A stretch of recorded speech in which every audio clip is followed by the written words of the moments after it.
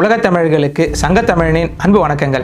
ஆரிய திருட்டு தொடரில் இதுவரைக்கும் பிராமணர்கள் எப்படி இந்திய நிலப்பரப்புக்குள்ளே வந்தாங்க அப்படின்னும் அவங்களோட 4 வேதங்கள்லையும் மனுஸ்மிருதியிலையும் என்னென்ன சொல்லப்பட்டிருக்கு அப்படின்னு பார்த்தோம். கடந்த பதிவில் இந்திரனை பற்றி பார்த்தோம். இந்த பதிவில் தமிழர்களின் கடவுளாகிய சிவனை எப்படி ஆரியர்கள் தன்வசப்படுத்திக்கிட்டாங்க அப்படின்னு விரிவாக பார்க்க போகிறோம். அதுக்கு முன்னாடி நாம் ஒரு தகவலை தெரிஞ்சுக்கணும். பிராமணர்களோட முதன்மை வேதமான ரிக்வேதத்தில் உருவ வழிபாடு அப்படிங்கிறதே கிடையாது. ஆனால் கடவுளுக்கு தங்களுக்கு தேவையான உருவத்தை கொடுத்துக்கலாம் அப்படின்னு தான் குறிப்பிட்டிருக்காங்க. அது மட்டும் இல்லாமல் வேதங்களில் சொல்லப்பட்டிருக்க கடவுள்கள் எல்லாமே வானத்தில் இருக்க மாதிரி தான் காமிச்சிருப்பாங்க. ஏன் அப்படின்னா ஆரியர்கள் நாடோடிகள், அவங்க ஒரு இடத்துல நிலையாக இருக்க மாட்டாங்க. ஒரு இடத்துல நிலையாக வாழ்கிற மக்களால் மட்டும்தான் கடவுளை ஒரு இடத்துல நிலையாக வச்சு வழிபட்டிருக்க முடியும். வேதங்களில் குறிப்பிடப்பட்டுள்ள கடவுள்கள் என்னென்ன அப்படின்னு பார்த்தா இந்திரன், வருணன், அக்னி, ருத்ரன், விஷ்ணு போன்றவை தான். ஆனால் வேதத்தில் எங்கேயுமே சிவன் அப்படிங்கிற வார்த்தையே கிடையாது. இன்னைக்கு சிவனை மும்மூர்த்திகளை ஒருத்தர் அப்படின்னு சொல்லி வழிபடுற அதே பிராமணர்கள் தான் அவங்களோட வேதத்திலேயே சிவனை பற்றி இழிவாக எழுதியிருப்பாங்க. இதுலேருந்தே தெரிஞ்சுக்கலாம் சிவன் பிராமணர்களோட கடவுள் கிடையாது, அது தமிழர்களோட கடவுள் அப்படின்னு. அது எப்படி அப்படின்னு விரிவாக பார்க்கலாம். பொதுவாக நாம சிவனை ஆதி யோகி அப்படின்னு சொல்லுவோம். சிவன் தான் முதலாம் தமிழ்ச்சங்கத்தை தோற்றுவிச்சாரு அப்படின்னு சொல்லுவோம். தென்னாடுடைய சிவனை போற்றி எந்நாட்டவர்க்கும் இறைவா போற்றி அப்படின்னு தான் சிவனை குறிப்பிடுவோம். அதுலேருந்தே தெரியுது சிவன் ஒரு தமிழ் கடவுள் அப்படின்னு. இது எதுக்குமே நம்ம கிட்ட சரியான ஆதாரங்கள் கிடையாது. ஆனால் சங்க இலக்கியங்களில் பல இடங்களில் சிவனை பற்றிய குறிப்புகள் இருக்கு. சங்க இலக்கியங்களில் சிவனை முதல்வன் அப்படின்னு புறநானூற்றில் குறிப்பிட்டிருப்பாங்க. அதே போல தொல்முது கடவுள் அப்படின்னு மதுரை காஞ்சிலையும் குறிப்பிட்டிருப்பாங்க. இதுல இருந்தே சிவ வழிபாடு அப்படிங்கிறது மிக பழமையானது அப்படின்னு தெரியுது. ஆனால் தொல்காப்பியத்தில் 5 திணையின் கடவுள்களை குறிப்பிட்ட தொல்காப்பியர் சிவனை பற்றி அதில் குறிப்பிடலை அப்படின்னு சொல்லுவாங்க. உதாரணமாக தொல்காப்பியர் குறிப்பிட்டுள்ள சேயோன் அப்படிங்கிறது முருகனை தான் குறிக்கும் அப்படின்னு சொல்கிறாங்க. ஆனால் ஒரு சிலரோ சேயோன் அப்படின்னா அது சிவனை தான் குறிக்கும் அப்படின்னு சொல்கிறாங்க. தொல்காப்பியர் அந்தந்த திணைக்கு உரிய கடவுளை சொல்லியிருப்பாய ஒழிய ஒட்டுமொத்தமாக எல்லோருக்கும் பொதுவான கடவுளை பற்றி குறிப்பிட்டிருக்க மாட்டார். தொல்காப்பியம் மட்டும் இல்லாமல் மற்ற சங்க இலக்கியங்கள்லையும் சிவன் அப்படிங்கிற வார்த்தை எங்கேயுமே கிடையாது. ஆனால் அதற்கு பதிலாக சிவனை பல்வேறு பெயர்கள் கொண்டு அழைக்கிறாங்க. உதாரணமாக சங்ககால இலக்கியங்களில் சிவனை ஆலமர் செல்வன் அப்படின்னும், ஆதிரையான், ஆணேற்று கொடியுடையான், ஈசன், தாழ்சடை பெரியோன், நீலமேனி வாலிடை பாகத்து ஒருவன், மணிமிடற்றன், முக்கன் செல்வன் இப்படின்னு பல பெயர்களை வச்சு அழைக்கிறாங்க. இப்படி சிவனை பற்றி தொல்காப்பியர் சொல்லாமல் இருந்ததுக்கு பல்வேறு காரணங்களை சொல்கிறாங்க தமிழ் அறிஞர்கள். என்ன அப்படின்னா, ஒருவேளை சிவன் அப்படிங்கிறவர் கீழ்த்தட்டு மக்கள் வணங்கிய கடவுளாக இருந்திருக்கலாம் அப்படின்னும், இல்லைனா தமிழ்நாட்டை தாண்டி மற்ற பகுதியில் வாழ்ந்த தமிழர்கள், உதாரணமாக சிந்து சமவெளியில் வாழ்ந்த தமிழர்கள் சிவனை வழிபட்டிருக்கலாம் அப்படின்னும், அது தொல்காப்பியருக்கு தெரியாமல் இருந்திருக்கலாம் அப்படின்னு சொல்கிறாங்க. ஆனால் இது ரெண்டுமே நம்புகிற மாதிரி இல்லை. அடுத்ததாக சொல்கிற காரணம் தான் நம்புகிற மாதிரி இருக்குது. ஏன்னா சங்க நூல்களை தொகுத்து அதை அச்சில் ஏற்றும் போது அதில் இருந்த பலவற்றை நீக்கி பலவற்றை இடைச்செருகளாக சேர்த்துருக்காங்க அப்படின்னு சொல்கிறாங்க பல தமிழ் அறிஞர்கள். ஒருவேளை சிவனை ஆரிய கடவுளை காட்டணும் அப்படிங்கிறதுக்காக தமிழில் இருந்த சிவனை பற்றிய குறிப்புகள் எல்லாத்தையுமே நீக்கி இருக்கலாம். சங்ககால நூல்களை தொகுத்து அதை அச்சில் ஏற்றினவர் ஊவே சாமிநாத ஐயர் அப்படின்னு ஞாபகத்தில் வச்சுங்க. தமிழ்நாட்டில் தான் சிவனுக்கு மிக பழமையான கோயில்கள் இருக்குது. அதே போல் லிங்க வழிபாடு, உருவ வழிபாடு இப்படி ரெண்டுமே சிவனுக்கு தமிழ்நாட்டில் இருக்குது. அது மட்டும் இல்லாமல் சமஸ்கிருதத்தை தவிர்த்து தமிழில் தான் சிவனை பற்றி அதிகமான பாடல்கள் இருக்குது. அதே போல் 63 நாயன்மார்களும் தமிழில் தான் பாடியிருக்காங்க. அது மட்டும் இல்லாமல் 12 திருமுறைகளும் தமிழில் தான் பாடப்பட்டிருக்கு. இப்படி தமிழுக்கும் சிவனுக்கும் பல்வேறு தொடர்புகள் இருக்குது. ஆனால் எந்த சம்மந்தமே இல்லாமல் ஆரியர்கள் சிவனை அவங்களோட கடவுளாக மாற்றிக்கிட்டாங்க. அது மட்டும் இல்லாமல் தமிழர்களோட மிக பழமையான நாகரிகமான சிந்து சமவெளி நாகரிகத்தில் கூட சிவலிங்க வழிபாடு இருந்ததற்கான சான்றுகள் கிடைச்சிருக்கு. அங்கே நிறைய சிவலிங்கங்களும் கிடைச்சிருக்கு. கூடவே பசுபதி அப்படிங்கிற சிலையோட வடிவம் கிடைச்சிருக்கு. அந்த சிலையை பார்த்தீங்க அப்படின்னா அது அமர்ந்த நிலையில் இருக்கும். அதோட தலையில் 2 கொம்புகள் இருக்கும். இதைத்தான் சிவனோட ஆதி வடிவம் அப்படின்னு சொல்கிறாங்க ஆராய்ச்சியாளர்கள். இப்படி சிந்து சமவெளியில் சிவனோட உருவ வழிபாடு மற்றும் சிவலிங்க வழிபாடு ரெண்டுமே கிடைச்சிருக்கு. முதல்ல சிவலிங்கம் ஏன் இப்படி இருக்குது அப்படின்னு தெரிஞ்சுக்கலாம். நிறைய பேருக்கு இதை பற்றி தெரியும், இருந்தாலும் தெரியாதவங்களுக்காக சுருக்கமாக பார்க்கலாம்.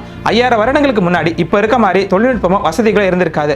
அப்போ இருந்த மக்கள் எல்லாமே மலைப்பகுதியெல்லாம் வாழ்ந்திருப்பாங்க. ஏன்னா அங்கே தான் அவங்களுக்கு குகைகளும் போதுமான உணவுகளும் கிடைச்சிருக்கும். ஏன்னா மேலே இருந்து விலங்குகளை வேட்டையாடுவது ரொம்பவே எளிது. அதே போல் தன்னை தாக்க வர்ற விலங்குகள் கிட்ட இருந்து பாதுகாக்க மலைகள் பெரிதும் உதவி இருக்கு. அதனால தான் தமிழில் திணைகளை குறிப்பிடும்போது கூட குறிஞ்சி, முல்லை, மருதம், நெய்தல், பாலை அப்படின்னு குறிஞ்சி திணையான மலைகளை தான் முதல்ல சொல்கிறோம். அப்படி மனிதர்கள் மலையில் வாழ்ந்தப்போ மக்கள் தொகை அப்படிங்கிறது மிகவும் குறைவு. அதே போல் அவங்களோட ஒவ்வொரு நாள் வாழ்க்கையுமே ஆபத்துகள் நிறைந்ததாக இருந்திருக்கும். விஷப்பூச்சிகள், காட்டு விலங்குகள், இயற்கை சீற்றங்கள், கொடிய நோய்கள் இப்படி பலவற்றை சொல்லலாம். இதனால் இறப்பு அப்படிங்கிறது ரொம்பவே சாதாரணமான ஒன்றா இருந்திருக்கும். அதே நேரத்தில் பிறப்பு அப்படிங்கிறதும் மிகப்பெரிய சவாலாக தான் இருந்திருக்கணும். கருச்சிதைவு, குறைப்பிரசவம், குழந்தை பிறக்கும் போது தாயோ இல்லை சேயோ இறந்து போகிறது, இப்படி பிறப்பு அப்படிங்கிறதும் மிகவும் கடினமான ஒன்றா இருந்தது. அப்படியே குழந்தை பிறந்தாலும் அந்த கடினமான சூழலில் அது வளர்ந்து பெரியவனாகிற வரைக்கும் நிறைய சவால்களை சந்திக்க வேண்டியிருந்தது. அதனால தான் தன்னோட பிறப்பு உறுப்புகளை கலவையில் ஈடுபடும் வடிவத்தில் செஞ்சு அதை வழிபடவும் ஆரம்பிச்சிருக்காங்க. சிவலிங்கத்தோட மேல்புறத்தில் இருக்கிறது ஆண்குறியை குறிக்கும் அப்படின்னும், அதே போல கீழ்ப்பகுதியில் இருக்கிறது பெண்குறியை குறிக்கும் அப்படின்னு சொல்றாங்க. இப்படி குறிஞ்சி நிலத்தில் வாழ்ந்த மக்களால் வணங்கப்பட்ட தெய்வம் தான் சிவன். உங்களுக்கு ஒரு சந்தேகம் வரலாம், லிங்கம் அப்படிங்கிறதே சமஸ்கிருத வார்த்தை தானே அப்படின்னு. நான் ஏற்கனவே சொல்லியிருக்கேன், சமஸ்கிருதமே தமிழ்ல இருந்து பல வார்த்தைகளை திருடி இருக்கு அப்படின்னு. பொதுவாக தமிழர்களுக்கு நடுக்கல் வழிபடும் பழக்கம் இருந்துச்சு. அந்த நடுக்கல்ல ஆலங்கம் அப்படின்னு குறிப்பிடுவாங்க. இந்த லிங்கத்தோட மேல் பகுதி நடுக்கல் மாதிரி இருந்ததால அதை ஆலங்கம் அப்படின்னு குறிப்பிட்டிருக்காங்க. அதே போல கீழே இருந்த பெண் பகுதி சிவப்பு நிறத்தை குறிக்கும் வகையில் சிவம் அப்படின்னு குறிப்பிட்டிருக்காங்க. இதனால சிவம் பிளஸ் ஆலங்கம் சிவாலங்கம் சிவலிங்கம் அப்படின்னு ஆனது. இப்படி இந்திய நிலப்பரப்பு முழுவதுமே சிவனை வணங்கிய தமிழர்களை பார்த்த ஆரியர்கள் ஆண்குறியை வழிபடுவர்கள் அப்படின்னு இழிவா பேசினாங்க. ரிக்வேதத்தில் கூட சிவலிங்கத்தை 3 இடங்கள்ல மிகவும் இழிவா சித்தரிச்சிருக்காங்க. லிங்கத்தை சிசன தேவன் அப்படின்னும், தசியுக்கள் ஆண்குறியை வழிபடுவர்கள் அப்படின்னும் இழிவா சித்தரிச்சிருக்காங்க. ஆனா அப்படி பேசின அதே ஆரியர்கள் தான் தங்களோட பிழைப்புக்காக சிவனை திருடி அதுக்கு ஆரிய சாயம் பூசவும் ஆரம்பிச்சாங்க. இந்திய நிலப்பரப்பில் வாழ்ந்த மக்கள் ஆரியர்களோட பிரம்மாவையும் இந்திரனையும் ஏத்துக்கல. அதனால மக்கள் பெரிதும் வணங்கிய சிவனை தன்வசப்படுத்திக்க ஆரம்பிச்சாங்க. இப்படி சிவனுக்கு ஆரிய சாயம் பூசுறதுக்காக நிறைய கட்டுக்கதைகள் எழுத ஆரம்பிச்சாங்க பிராமணர்கள். அது மட்டும் இல்லாம ரிக்வேதத்தில் குறிப்பிடப்பட்டுள்ள ருத்ரன் தான் சிவன் அப்படின்னு சொல்ல ஆரம்பிச்சாங்க. இதுக்காக அதற்கு அடுத்து எழுதப்பட்ட வேதங்கள்ல நிறைய இடைச்செருகளையும் சொருக ஆரம்பிச்சாங்க. ஆனா ரிக்வேதத்தில் குறிப்பிடப்பட்டுள்ள ருத்ரனும் நம்மளோட சிவனும் வேற வேற அப்படின்னு ரிக்வேதத்திலேயே பல்வேறு சான்றுகள் இருக்கு. அது என்னென்ன அப்படின்னு பார்க்கலாம். ரிக்வேதத்தில் ருத்ரனை பற்றி ஒரு நிலையற்ற தன்மை தான் இருக்கு. ஒரு இடத்துல ருத்ரன் அப்படின்னு ஒரு மேல குறிப்பிடுறாங்க, இன்னொரு பாடல்ல ருத்ரர்கள் அப்படின்னு பன்மேல குறிப்பிடுறாங்க. அது மட்டும் இல்லாம ருத்ரன் மருத் அப்படிங்கிற காற்று தெய்வத்தின் தந்தை அப்படின்னு ஒரு இடத்துலையும், இன்னொரு இடத்துல ருத்ரன் தான் மருத் அப்படின்னும், வேறு சில இடங்கள்ல ருத்ரன் அக்னியின் மறுபெயரா கருதப்படுறாரு அப்படின்னும், இன்னொரு இடத்துல ருத்ரன் அஸ்வினி தேவர்களா கருதப்படுறாரு அப்படின்னு சொல்றாங்க. இப்படி ருத்ரன் அப்படிங்கிறவருக்கு காற்று, நெருப்பு, தேவர்கள் இப்படி பல அர்த்தங்களை தான் கற்பிக்குது வேதம். இதனால ருத்ரன் அப்படிங்கிறது சிவன் அப்படிங்கிற ஒற்றை கடவுளை குறிப்பிடுறது கிடையாது அப்படிங்கிறது நமக்கு நல்லாவே தெரியுது. அது மட்டும் இல்லாம வேதங்கள்ல குறிப்பிடப்பட்டுள்ள ருத்ரனுக்கு வில் அம்பு தான் ஆயுதம்னு சொல்றாங்க. ஆனா நம்மளோட சிவனுக்கும் வில்லம்புக்கும் சம்பந்தமே கிடையாது. அது மட்டும் இல்லாம ரிக்வேதத்துல சிவனின் உருவத்தை பற்றிய எந்த குறிப்புகளும் கிடையாது. ரொம்பவே பின்னாடி எழுதப்பட்ட யஜுர் வேதத்துல தான் ருத்ரன உருவத்தை பற்றிய குறிப்புகள் இருக்கு. அதுல ஒரு சில குறிப்புகள் தான் சிவனின் இன்றைய உருவத்தோடு ஒத்து போகுது. அது என்னென்ன அப்படின்னா, பப்ளு சாய அப்படின்னு யஜுர் வேதத்தில் இருக்கு. அதுக்கு அர்த்தம் எருதின் மேல் இருப்பவன் அப்படின்னு சொல்றாங்க பிராமணர்கள். ஆனா பப்ளு சாய அப்படிங்கிறதுக்கு பழுப்பு நிறத்தவன் அப்படின்னு சொல்றாரு சாயனர். அதே போல ருத்ரன் சோமத்தின் கூட இருப்பவன் அப்படின்னு யஜுர் வேதத்தில் வருது. இதை சிவன் உமையுடன் இருப்பவன் அப்படின்னு சொல்றாங்க பிராமணர்கள். ஆனா சோம அப்படிங்கிறதுக்கு சாயனர் சொல்ற அர்த்தம் என்ன அப்படின்னா, சோம கொடி அப்படிங்கிறதா. அதாவது அது ஒரு தாவரம், போதை தரும் தாவரம். இதுல இருந்து தான் சோமபானமும் தயாரிச்சிருக்காங்க. அதே போல ருத்ரன் மிருகத்தோட தோலை அணிந்தவர் அப்படின்னு குறிப்பிடுது யஜுர்வேதம். ஆனா என்ன மிருகம் அப்படின்னு வேதங்கள்ல இல்லை. ஆனா சங்க இலக்கியங்கள்ல சிவன் புலித்தோலையும் யானை தோலையும் அணிந்தவர் அப்படின்னு குறிப்பிடுது. அப்படி பார்த்தாலுமே சிவன் தமிழ் கடவுள் தான்.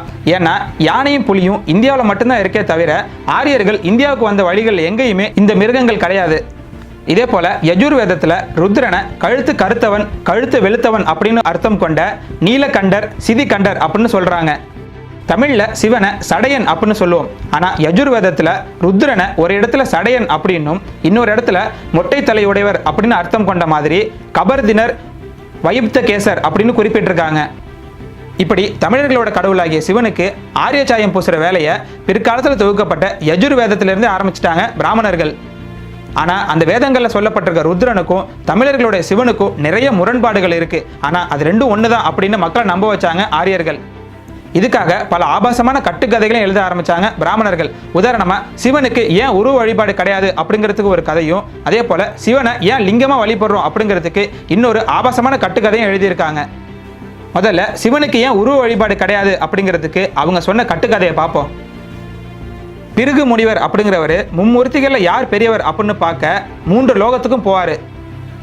முதல்ல சத்தியலோகம் போவாரு. அங்க பிரம்மா சரஸ்வதி கூட தனிமையில இருந்ததால இவர் கவனிக்க மாட்டாரு. இதனால கோபமான முனிவர் உனக்கு பூமியில பூஜையே நடக்காது அப்படின்னு பிரம்மாவுக்கு சாபம் விடுறாரு. அடுத்ததா கைலாயத்துக்கு போறாரு பிருகு முனிவர். அங்க சிவனும் பார்வதியும் தனிமையில இருக்க அனுமதி இல்லாம உள்ள நுழைஞ்சதுக்காக கோவப்படுறாரு சிவன். இதனால கோவப்பட்ட முனிவர் பக்தர்கள் கிட்ட எப்படி நடந்துக்கணும்னு தெரியாத உனக்கு பூமியில உருவ வழிபாடே கிடையாது, லிங்க வழிபாடு மட்டும்தான் அப்படின்னு சாபம் கொடுக்கிறாரு. அதனால தான் சிவனுக்கு லிங்க வழிபாடு மட்டுமே இருக்கு அப்படின்னு ஒரு மொக்க கதையை சொல்லி நம்மளை ஏமாத்திட்டு இருக்காங்க. அடுத்ததா சிவலிங்கம் ஏன் இப்படி இருக்கு அப்படிங்கிறதுக்கு ரொம்பவே அருவருக்கத்தக்க கதைகளை கட்டி விட்டுருக்காங்க பிராமணர்கள். அதை முழுமையானால சொல்ல முடியாது, ஏன்னா அவ்வளவு ஆபாசமா இருக்கும். அதனால சுருக்கமா சொல்றேன். இதுக்காக நிறைய கட்டுக்கதைகளை கட்டி விட்டுருக்காங்க பிராமணர்கள். ஆனால் அது எல்லாமே கிட்டத்தட்ட ஒரே மாதிரி தான் இருக்கும். உதாரணமாக ரிஷி பத்தினிகளை சிவன் பலாத்காரம் செஞ்சிருவார். இதனால கோவப்பட்ட முனிவர்கள் சிவனோட ஆணுறுப்பு அருந்து கீழே விழுந்துடணும் அப்படின்னு சொல்லி சாபம் விடுவாங்க. ஆனால் சிவனோட ஆணுறுப்பு கீழே பூமியில் விழுந்துச்சு அப்படின்னா பூமி தாங்காது அப்படிங்கிறதுக்காக பார்வதி கிட்ட போய், அதாவது சிவனோட மனைவி கிட்ட போய் நீங்கள் தான் அதை தாங்கிக்கணும் அப்படின்னு சொல்லுவாங்க. அப்படி உருவானதான் சிவலிங்கம் அப்படின்னு சொல்றாங்க பிராமணர்கள். இப்படி தமிழர்களோட கடவுளை திருநது மட்டும் இல்லாமல் அதுக்கு இந்த மாதிரி மிகவும் ஆபாசமான கதைகளையும் கட்டி விட்டுருக்காங்க பிராமணர்கள். இப்படி பிராமணர்கள் கட்டிவிட்ட கேவலமான கதையால தான் இன்னைக்கு சிவலிங்கத்தை பல பேர் கேவலமாக பேசுறாங்க. இப்படி தங்களோட பிழைப்புக்காக தமிழர்களோட கடவுளாகிய சிவனையும் சிவலிங்கத்தையும் ஆக்கிரமிச்ச பிராமணர்கள் இதெல்லாம் நம்ம நம்பணும் அப்படிங்கிறதுக்காக தமிழர்களுடைய மற்ற கடவுளான கொற்றவையை பார்வதியாக்கி அதை சிவனுக்கு மனைவி ஆக்குனாங்க. முருகனை கந்தனாக்கி அவரை சிவனுக்கு மகனாவும் ஆக்குனாங்க. இன்னொரு கடவுளான திருமாலை விஷ்ணு அப்படின்னு மாற்றி அவரை சிவனோட மச்சனாவும் மாற்றினாங்க, அதாவது பார்வதியோட அண்ணனா மாற்றினாங்க. இப்படி கடவுள்களுக்கு இடையே உறவு முறைகளையும் புகுத்தினாங்க பிராமணர்கள். அது எப்படி அப்படின்னு அடுத்த பதிவில் விரிவாக பார்க்கலாம். நன்றி, வணக்கம்.